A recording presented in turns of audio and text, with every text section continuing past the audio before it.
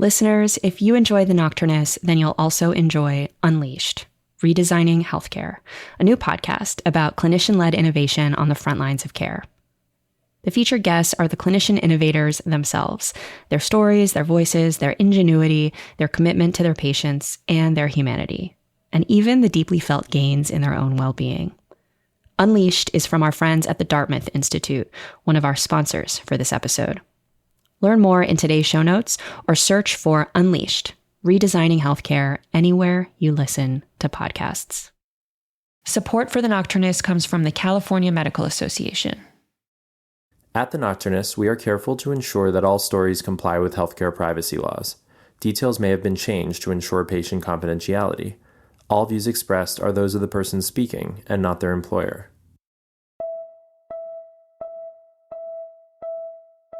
This is The Nocturnists. I'm Emily Silverman. Today, I'm joined by Sharon Fennix, a hotline coordinator for the Transitions Clinic Network and a remarkable storyteller who spent 38 years incarcerated before returning home. In today's episode, Sharon speaks with us about how creativity became her lifeline on the inside, where she evolved from seamstress to playwright, director, and community leader. We also talk about what it was like to re-enter society after decades away, how peer support from someone with lived experience helped her rebuild her life, and how she now offers that same support to others through the TCN hotline, and her experience co-producing a Nocturnists Satellites event. The event was called Journeys of Healing, Stories of Resilience and Transformation, and it was a live show held by the Transitions Clinic Network in Los Angeles in 2025, made possible by a generous grant from the California Healthcare Foundation in support of our Satellites program. Sharon is an incredible talent and has a very inspiring story. But before we dive into the conversation, here's a taste of the Satellites storytelling event that Sharon co-produced. In this room, every one of us have a story. And every story has somehow impacted our lives and impact the people that we support. I spent one horrible night on a bench in a school, and I vowed to myself I'll never be without a roof over my head. I did whatever it took at 12 to survive. I lived in a $7 a night hotel for about 6 years. At the age of 18, I was arrested for my life crime. There was 3 different interviews, 3 different jobs. They all hired me until my background check came back. And then all of a sudden, they weren't interested anymore. I was so excited, thinking I was going to change the world and change these women. They wouldn't have to make the same mistakes. I was going to be their hero. Somewhere, somehow, no one ever taught me about those folks that I would lose during the process. No one taught me how to grieve the folks that I couldn't help. He really tapped into me. And actually, we tapped into each other. You know, I would call him, or he'd call me and be like, yo, what you doing? What you eat today? And so we were together a lot, to the point where he became my little brother. But I gotta tell you about this one time that he came up to the building specifically to show me the new dentures that he got. Yeah. I'm telling you, his smile was priceless. Priceless.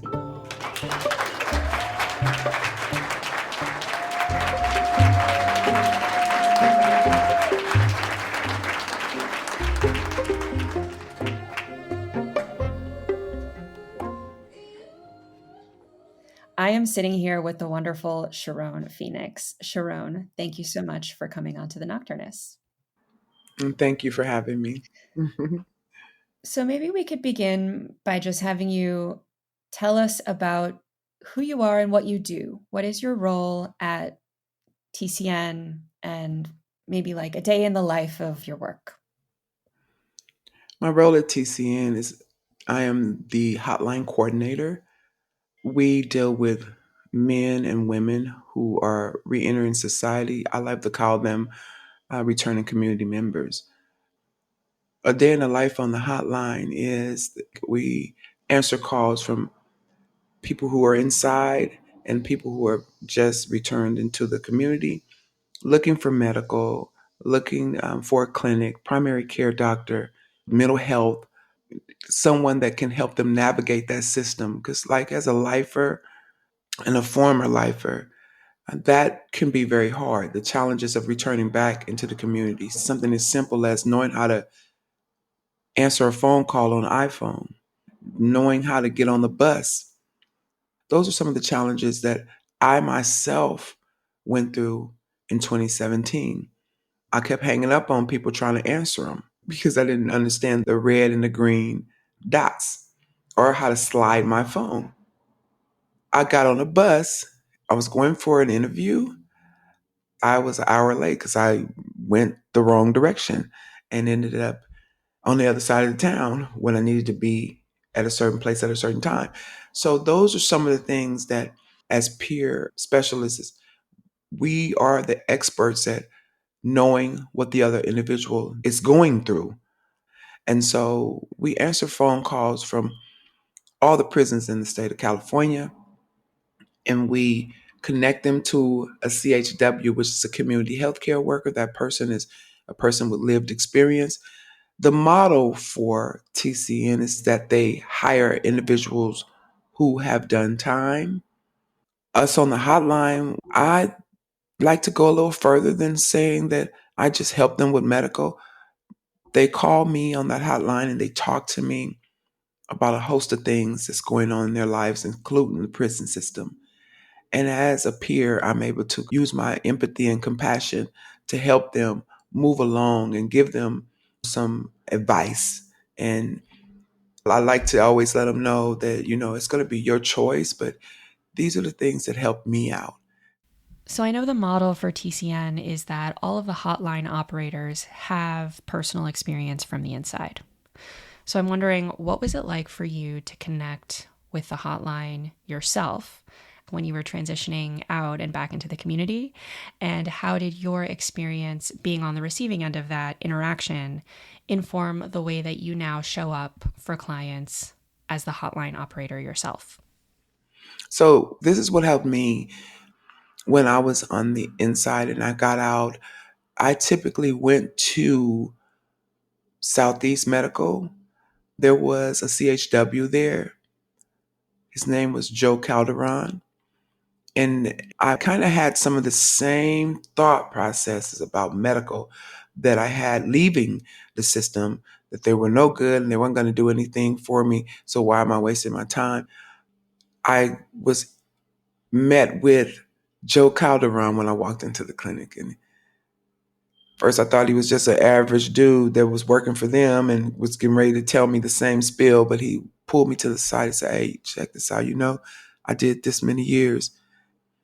I know you are probably going to feel a certain way about medical because I can see from your resistance, but you get to decide out here. They don't get to decide for you. If you don't like something, you can say no to it, and you don't have to be coerced to say yes. And most of these doctors will listen to you, so give them a chance to listen to you." And so when he said that, I was like, "Oh, okay. Well, you sure?" It was like, "Yeah." And I talked to the doctor, and she was very sweet, and she was more concerned about what I wanted for myself than what she was going to tell me to do. She gave me what was going on with me and gave me the right to make the decision.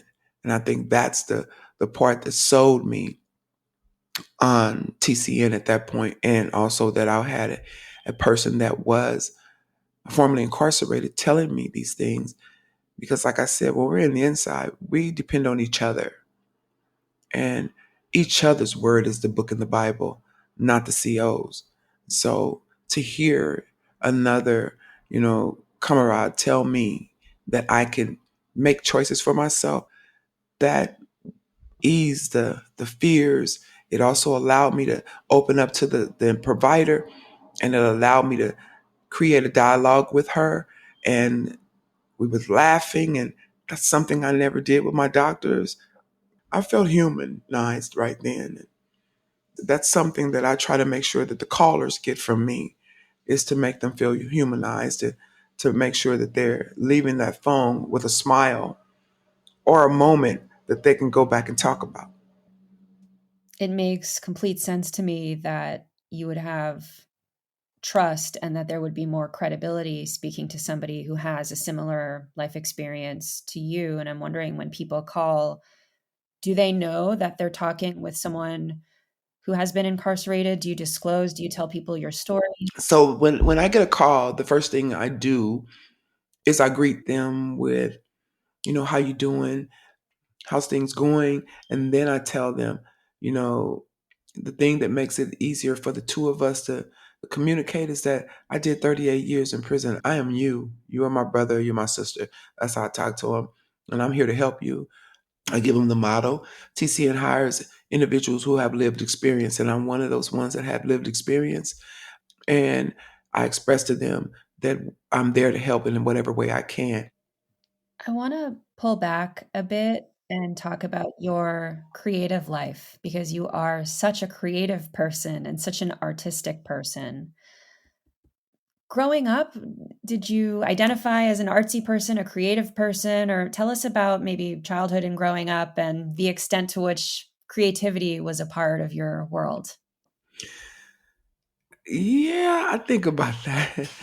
Growing up, I was seriously a track star. I was the fastest girl in my whole city, and becoming the fastest in the state. I ran against boys even for training. And I think, like I laugh about it, I think that Jackie Joyner look was one of the looks that I probably would have invented for myself. I used to do things with my uniform that they would pull me over and say I couldn't do, but I wanted my own original, unique look. I've always been a person that loved artsy things, putting things together. I buy off the wall, art pieces that people would say it's way too much. And I make different pieces, but I like to sew. So my grandmother taught me how to sew because that's what she used to do, is sit down and sew a lot. I would watch her and she would say, "My eyes is going bad, gal, get here and put this needle in here for me." And I put the needle in the thread and I watch her mend stuff. I watch her cut patterns without a pattern. And I was like, why you need that piece of paper? And she said, "Well, I'm gonna cut this piece of paper and I'm gonna put the material on there. You just watch what I do with it." And I watched her. And at the end of the day, that's how I learned how to cut things without a pattern. It's just looking at you. I can cut the collar. Looking at you, I can cut the arm, put the material up to you. I can cut your waist. I can look at you and say what size you wear and then try to put that outfit together. That's what I did a lot of inside. I would make costumes for each one of our plays. I wrote the plays myself and got the individuals to perform. I would, choose my cast members. And at the end of the day, we put on awesome plays inside of there. And I felt really, really good because most of the art materials, all the costumes I had done. And one thing about the prison is they enjoyed my plays, they enjoyed my talent shows. So they would allow for me to get what I needed and to do what I needed to get it done. I find out now that my networking that I would do inside has helped me learn the networking system on the outside. Because I'd go to industry and ask them for old pieces of material. I'd go to the industry and try to get as much material as I could. I would go to the clothing room and ask for sheets, that they weren't going to use anymore. Old sheets. I'd take them old sheets and make dresses. So you and I spoke offline several months ago, and you told me a story that I really loved. You talked about how when you were in prison, it started with fashion. You were a seamstress, you loved to sew, and you would make costumes and you would do fashion shows. And then you started adding dialogue to the shows. And then that's kind of when they went from being just fashion shows to being more like plays with costumes. And Specifically, you talked about this one day that there was an argument that happened between two girls in a kitchen, and that gave birth to one of your first plays, which was a play about Helen Keller. So I was wondering if maybe you could back up a bit and maybe talk to us about the fashion shows first, and then talk about that argument in the kitchen and how that changed the fashion shows into plays. Well, I've always been someone that loved to dress. My father was a really good dresser, so it started there. And then I became someone that liked to make, like I said, my own clothing and change clothing. I want to take the arm off the jacket and I want to leave one on. I want to put, pins on the jacket, and I want to put all kind of puffy things on it. That was just me, my own unique look. And then people would ask me, would you do that for me? I'm like, okay, they like it. Getting back to Helen Keller, I used to love watching movies about her. That one movie about her, I would watch it all the time. And like I told you, I think I added that my auntie was deaf. And so the way she spoke was the same way my auntie spoke. So I never understood at that point that all of them that are deaf have that monotone, and that's how they speak with their hands and try and speak to you with their mouth. However, in the kitchen, these individuals were arguing, and one couldn't understand the other. And that day I was really trying to get stuff together for a show. And when that was happening, it was irritating, to be honest, that I was experiencing the arguing and looking at them about to fight and the whole nine. I think I just want to be trying to get them to understand that that wasn't what should happen. We need to get this together for the show. And can you guys both come with me? And then I recognized that one couldn't understand the other. And watching that stopped me for a minute and said, okay, I can use this. The way she gave it to her and couldn't even talk right, this is where the shows begin for me. I was like, okay, I'm going to take this, what happened, turn it into a show, get the costumes, and I need y'all to be members of the cast. And was able to get them to be members of the cast. One of my best shows. One of my best shows, because I did that with the way they communicated, the arm throwing and everything else, and also was able to make the show that I wanted, which was communicating that we should be together and not the other way around. At that point, it was a lot of separation per color. If you was black, you had to stay in the black section. If you was white, you was going to stay in the white section. And then if you was Mexican, you was in Mexican separation. And in the prison, I felt like was not doing anything about that separation. So my first show, I know it's going to seem a little strange, but I used a deaf black person to communicate, sort of like in the slavery days, and brought it to modernized, and had everybody in there. I had whites, Mexicans, everybody in there.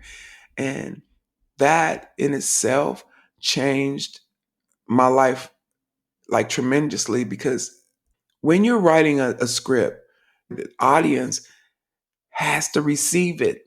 You want a person to walk away from there knowing what that story was about. And when they walk away, they're telling that story. It passes on and it passes on. And before you know it, it's almost like that telephone. I don't know if you remember going to school and they had this game called the telephone. You would whisper to the person's ear, and by the time it gets to the end, it wasn't what you said, right? But that, to me, that's how the storytelling turns out. You tell it right, it'll pick up its own form like water. It ripples and ripples and ripples and ripples. And so every fashion show, every play that I did, it was based on some individual inside the prison. It was based on something that they had been through. And I want to say, when I did those plays, it wasn't just about telling their story, it was how I wanted people to receive it, but it was also for the person that's telling the story to see it themselves. Because during rehearsals, they could see it. And that also helps with them learning how to change that system for themselves.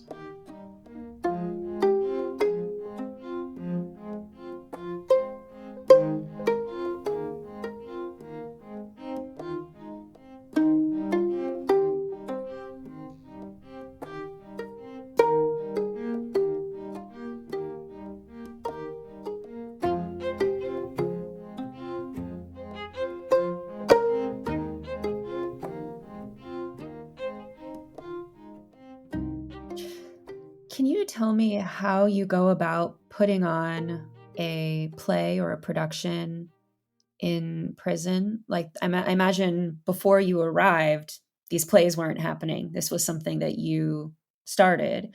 So do you like They walk were up doing to... fashion shows before I Oh, arrived okay. because I became one of their participants in a fashion show. The girl came up to me and I was real tall and very thin. She said, "You model material." She said, "We finna do a show. Would you get in there?" And she said, "Girl, you walk good in heels." She said, "I seen you running across the yard in heels. Girl, how you do that?" I was like, I was a track star, so I run and they don't bother me. You know, I run on my tip, so it's okay. I'm not running on the back of the heel. I'm running on the front of the heel. So yeah. She said, "Well, yeah, you can. I'm gonna teach you a couple of moves, and I want you to be in the show." That was the beginning of that. When I branched off for my own productions, I went out and daily. My way of doing it was looking around and listening, and I would first get the theme, and I would get my story plot, and then I would go out and just walk the yard sometimes for days and just looking at people. And I'd have a pen and a paper with me. I always to have my little notebook. I'd write down something that was happening that day. Once I did the casting, my first initial meeting would be about telling them what the storyline was and what type of entertainment I wanted to give our audience and what I wanted them to receive from the play. And that would be the hardest part. The hardest part of getting a cast together inside is keeping people, how would I say this? Just keeping people drawn into the effect of this is going to be a performance. And so you have to be serious about it. Your girlfriend can't stop you from coming to rehearsal. You can't go out there fighting during rehearsal time. These are the type of things. Life would show up. And when it show up, I would tell them they'd have to have the commitment to this because it's not just something that I want to do for myself. It's something I want to do for those women that are suffering in the inside. All of us are suffering together in this melting pot. So we have a lot of people that we don't know what they're going through. This will draw people into our platform, what we're doing, and we want people to be involved. So let's do the best that we can with what we have. And I was a stickler for promptness. You must be on time, you must be ready, and you need to know your role. You need to know your script. And so I became one of those people that they looked up to and said, she ain't to be played with. I had a Monkner that I tell people not to call me now, and it was Money. And then it was passed around the whole prison. The COs called me Money. And they said, Money is not to be played with. So if you're going to give them one of her plays, she's not going to play. So you better be ready. And so one of the things that I would do when they first walk through the door, I just ask them to be themselves. I'm going to give you a theme. I'm going to give you a storyline that I want you to, just off your head, play it out. And I'd give them like, you just got a phone call from your mother and they can't find your daughter. So I said, I need to see emotion. I need to see, bewilderness. I need to see confusion. I need to see anger. I need to see all those because I never know which one you're going to play. And so I give them, her name, where she's missing at, and this is what it is. And give them a minute to go out and go over it and rehearse it really quick and come on in and do it. That's how they got picked. A lot of times also I picked because you did something on the yard and they say, you asked me to come. I've never acted before. I said, girl, you was acting like at that time I was cursing. Yeah, you was doing it. You was real theatric. And I need you to be in the play. And then it turned out that person got it because I seen them being a funny fool on the yard. And I needed that funny fool at that time in the script. So yeah, that's the way it formed. And they were always good. It sounds like you were writer, costume designer, talent scout, and director all wrapped into one. Did you have a particular actor or actors who were kind of like your muse, like people who you found and identified that were really talented, and then you got to direct them and work with them and mold them, kind of like how directors and actors, they'll often pair up and work together a lot? Yes. I had two friends. They turned out to be my friends. They did time longer than me. However, to me, they had their own type of shine. One was a choir director, and the other, she was a leader. She was the head of the what we call WAC. That was the Women's Advisory Board. And I would watch her go into an office. This was the most amazing thing for me to watch her do this because, say, for instance, we would have a fight on the yard and they locked the whole prison down and they say, we weren't going to come off that for 30 days because someone stole 100 to 500 syringes. So they say you're going to stay locked down for a month. That's not the time that she had to navigate. That was the time that I had to navigate, but I was just giving an example, right? Say, for instance, that she had to deal with that. And how she dealt with it would have been amazing to see if you could have seen it on my end. She would go into the office with the wardens and captains and the lieutenants, and they would respect her as if she was leaving out the gate with them every day. They smiled with her, they listened to her, key elements that were missing for us. So she was in the same system, but different and separated.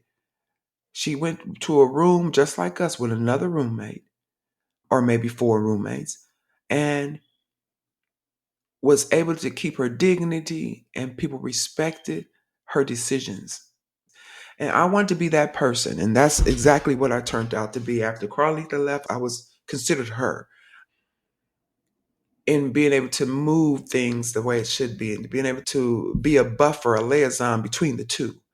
And so having her in my show, I did a show called Black Diamond. It was both mixed with play and a fashion show, and people never seen that before. That I was able to put dialogue and keep them dressing. And it was basically three parts of a Black Diamond. The challenges of getting the diamond, what it went through to be the diamond, and then in the end, the diamond itself. And that's what we did. And it was a beautiful. And so to watch her be that person, go through the struggles to be a diamond, and basically we considered her a diamond already. The way she mechanically did it was just a bomb for me. I was like, yes, I was like a director in tears. Yes, you girl, you the whole audience was crying in the end. And so when I realized that I was good at it, staff would not miss not one of my shows. People would even stay after work to see my shows. They start bringing their children to see my shows. And so that was great. I did a dress for the chaplain's daughter because I was a seamstress. And so I start feeling validated. I start feeling like how I need to say this is God start giving me in small snippets that I would be leaving that prison.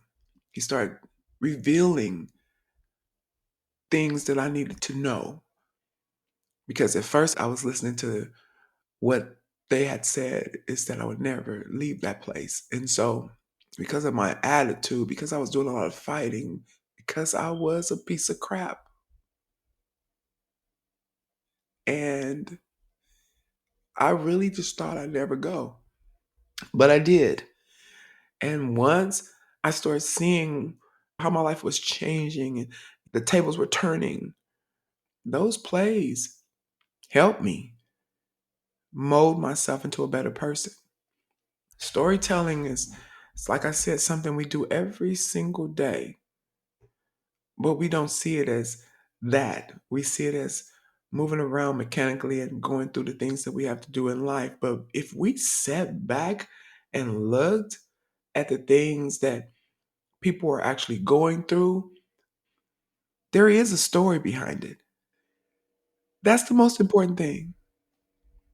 I'm just really struck by your talent and leadership as a writer, storyteller, and director, and how that talent and kind of developing that talent yourself in prison changed you and changed your life. And this moment where you said there was, for the first part of my time in there, I thought I would never leave. And then I started getting these messages from God that I was gonna leave.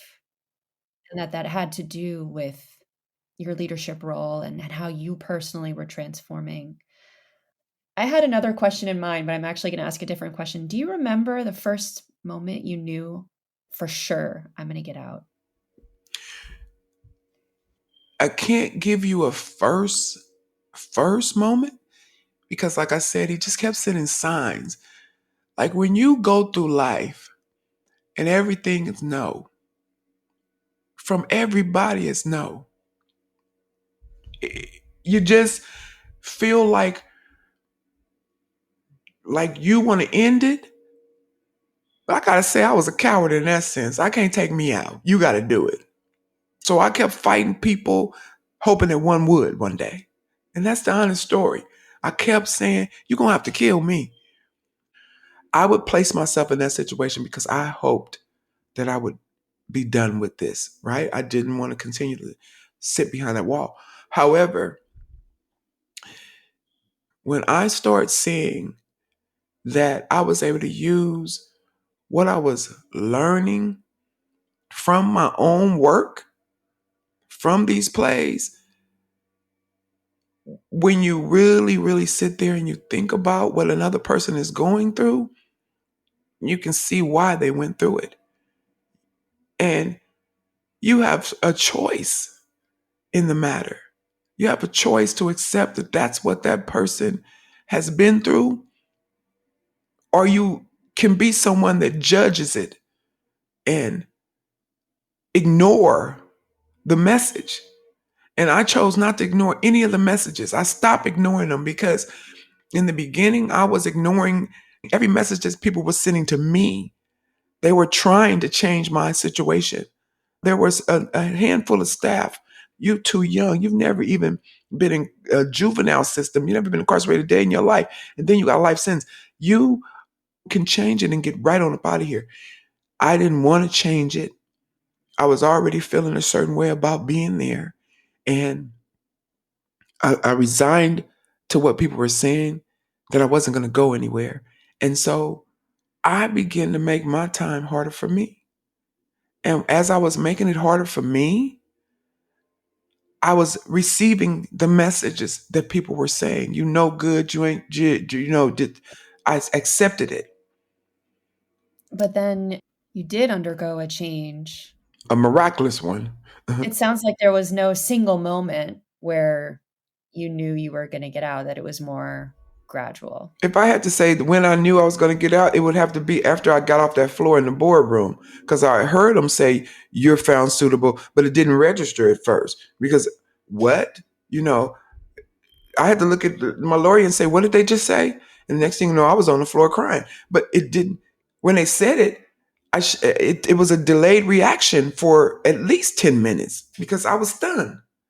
So I'm sitting there and I'm looking and I said, wait a minute, what did they say? And he He touched my, I had a lawyer that was a male and a female. And both of them touched my shoulder. I'll never forget that moment. And they said, take a breath. You heard right. They said you were found suitable. So take a moment to take that in. It took more than a moment. I was on the ground. But I knew that, I had to start peeling layers of myself off. And I knew as I was peeling them off that people were starting to receive them. People were starting to say, there were some that believed that in the change. And then there was some that said I was just performing, like on stage. You'll see it. She's just performing right now. I had to shut down that portion of myself that would listen to people when they say that and accept it. Take that as word that I am that. I had to start changing that and start saying, okay, they have a right to have their opinion. Let them have it. I'm going to keep moving forward. And as I was moving forward, more people embraced me and more people understood me. And then when I went into that boardroom, I was able to speak to them in a way that I started accepting that they were just humans. They weren't gods. They weren't presidents. These were everyday people with jobs that got put into a position to govern over people's lives, to say whether you will stay or go. And I kind of started saying, this is somebody's mother. This is somebody's daddy. I'm going to relate to him that way. And I went into that boardroom and that's the way I related to him. Because at first I felt like I was in front of a jury and a judge every time I went in there. And then I came to the conclusion, like I said, after all the stories and the plays we gave were for people to see how things can happen, how change can be a part of your life. And here's some of the things that you go through, but this is what you can get in the end, even in here. But after that was done, it started to make me see how to communicate with that boardroom. And I went into the boardroom without a performance. I just went in there and was able to reach each one. It's like my motto. I say, each one teach one. I heard that inside. That's the model that they use for every group we go in. Each one teach one. Go out and tell someone else what you learned and bring them back. Well, I started using that in that room. I started saying, I got to teach them about me. They need to know who I am, and they need to know why I am the person that I am. They also need to know what I want from what I went through. And storytelling taught me how to do that. It taught me how to look in the room and see who's listening to me. Because when you on that stage, you're going to see people talking to each other, people kissing on each other. You're going to see people doing everything, but you're going to see that 1 or 2 or 3 or 5 or 6 or 7 or 4, 20 that are in tune with you, that don't want the person next to them to move. And they're going to talk, look what she's doing. You're going to see that. And that's where your strength is right there. You're pouring that inside of that person. And that person is going to be able to tell that story. That is what I did in that boardroom. I kept looking as I kept going. I went there 7 times. And after being told no for 6 times, that 7 was my time. So when I went in there, it started from me going in there saying, F you, and walking out.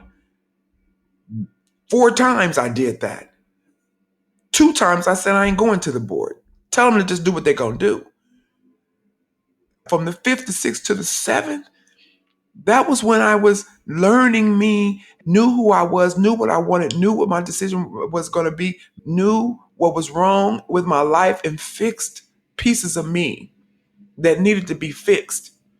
And I was able to tell them, I'm here to tell you what my past was. I'm here to tell you who I am. And I'm here to tell you that you may make a decision based on what you feel. But I want you to make a decision on what I am today, on who I am today. And your system helped make this person.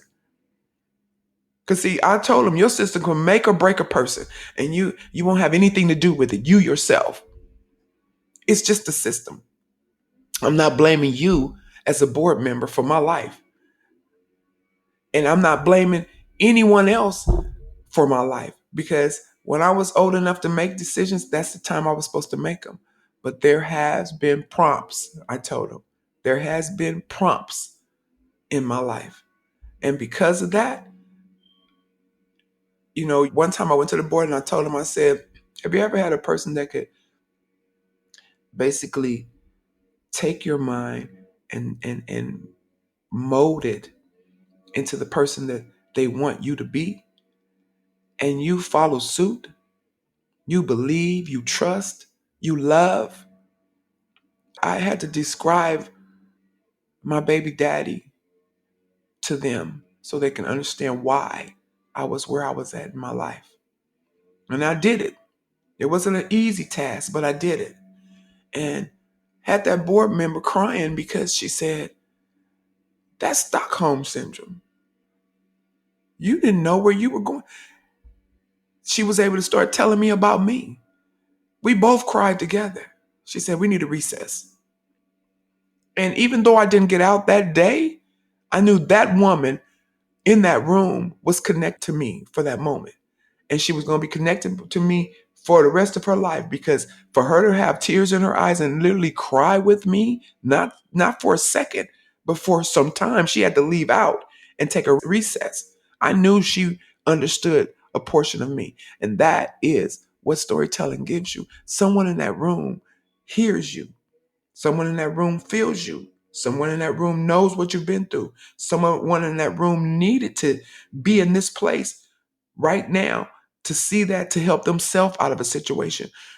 These stories that we tell are not always happy ones. The plays that we do are not always happy ones. Movies don't always end the right way. You want that person to live, but that person dies. So or that person accidentally got hurt, or that person end up going through something tragic. The worst part for me is when women get their body took when it's not a right. I went through that as a little girl more than once. So those are the things that I did a lot of stories on. I did stories on portions of my life that I was ashamed to tell about, portions of my life that needed to come out of me because that was killing me inside. And I didn't know how to talk about them. And I was embarrassed to talk about them, and I was uncomfortable to talk about them. So I put them on paper and I let someone else act my life out. I know that I could talk to you for like 3 hours, but I want to ask one more question before we end because I know we're running out of time. Mhm. So you received this grant from the Nocturnists to do the Satellites storytelling show. So you're kind of back in the theater. Tell us about that experience. So on that stage, there was a lot of tears because you had individuals talking about their life, and to a room that was listening.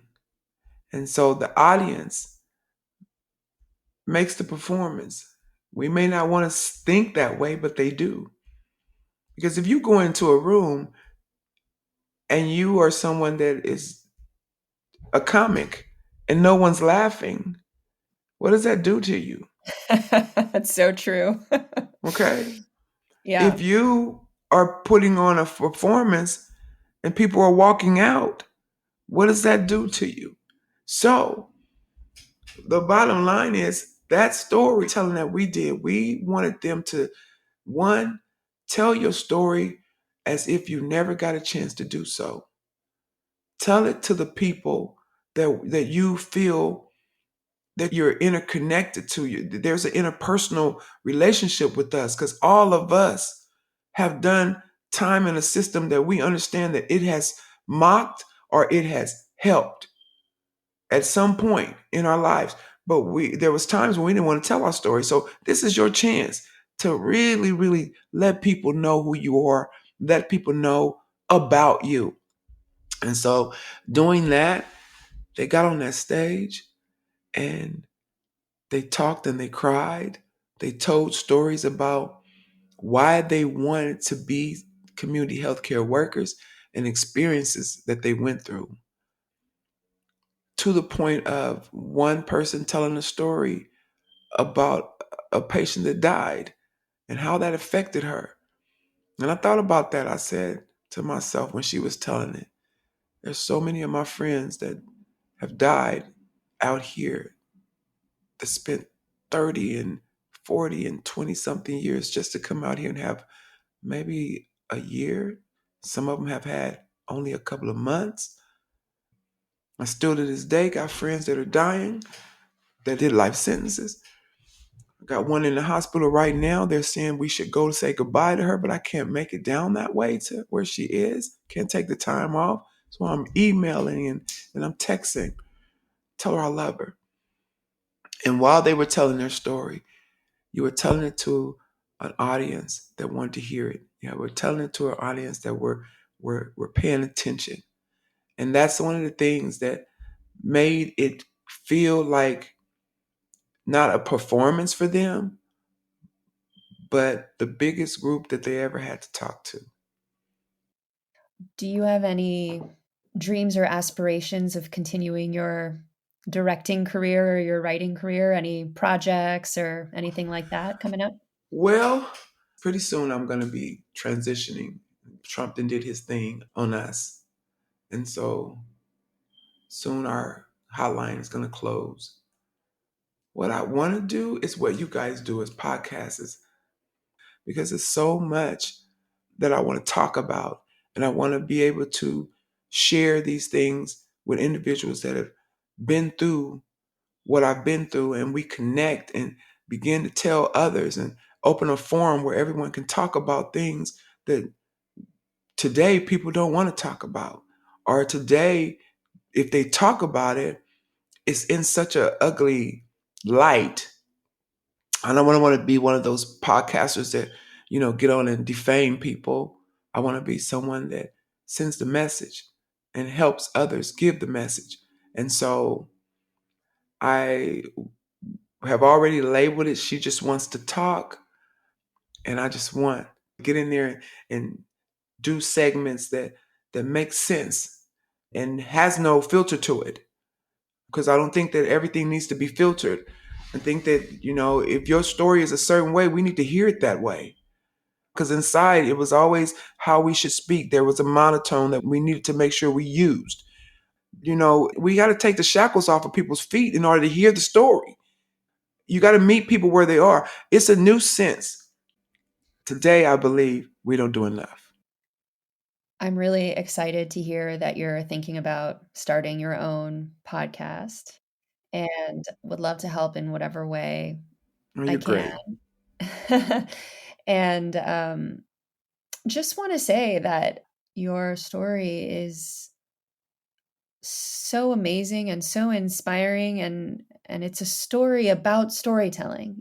It's really a story about storytelling and how storytelling can transform individuals and communities. You were saying that becoming a leader in storytelling helped you change your own life, but it sounds like it also helped change some of the dynamics in the prison. It sounds Sure like it did. changed the way that you approach life outside. And Mhm. you did this satellites event, and now you're going to do this podcast, and it sounds like the way that you talk to people on the hotline even is very grounded in story. And I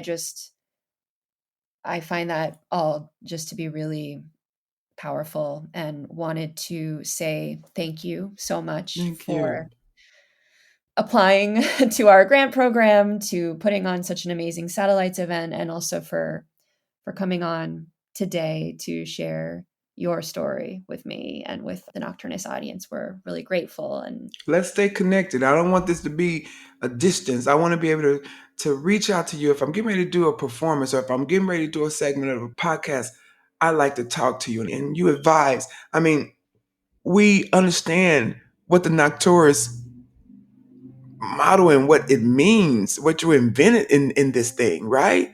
And it's a great thing. It's like, could go around the world doing this. So yeah, some people are not invested in telling stories and understanding what that looks like. They go to a performance and after it's over, boom, it's over. But for us, it keeps reeling. What can I do next? Yep. So. Well, Sharon Fennix, it's an honor. Thank you so much. Thank you. We will stay in touch. All right.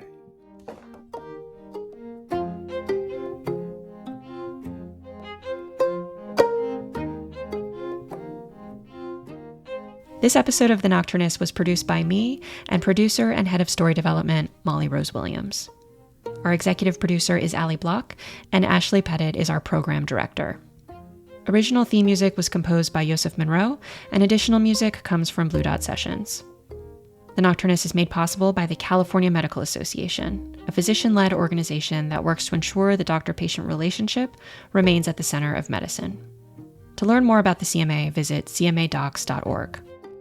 This episode of the Nocturnist Conversations is sponsored by the Physicians Foundation, which supports physician well-being, practice sustainability, and leadership in delivering high-quality, cost-efficient care.